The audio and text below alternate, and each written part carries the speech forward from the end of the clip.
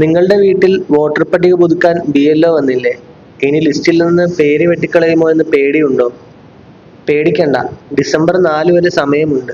നിങ്ങൾക്ക് സ്വന്തമായി തന്നെ ഇത് ഓൺലൈനിൽ ചെയ്യാവുന്നതേയുള്ളൂ.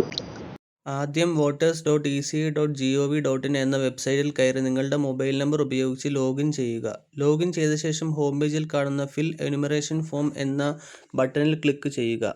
സ്റ്റേറ്റ് സെലക്ട് ചെയ്യുക. നിങ്ങളുടെ എപിക് നമ്പർ ടൈപ്പ് ചെയ്ത് കൊടുക്കുക.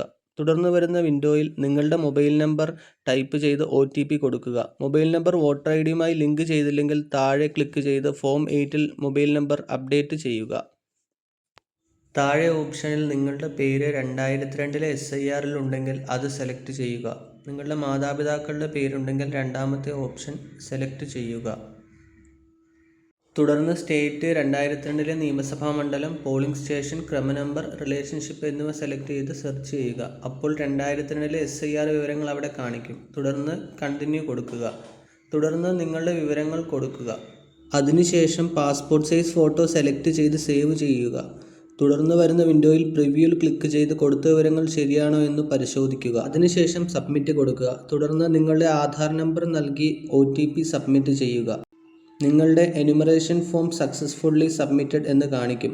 ഉടൻ തന്നെ നിങ്ങൾക്ക് ഒരു കൺഫർമേഷൻ മെസ്സേജ് വരുന്നതാണ്. ഇനി ഇത് ചെയ്യാനറിയില്ലെങ്കിൽ വേഗം ഡിജിറ്റലിലേക്ക് പോന്നോളൂ. അവസാന തീയതി മറക്കണ്ട, ഡിസംബർ 4 ആണ്.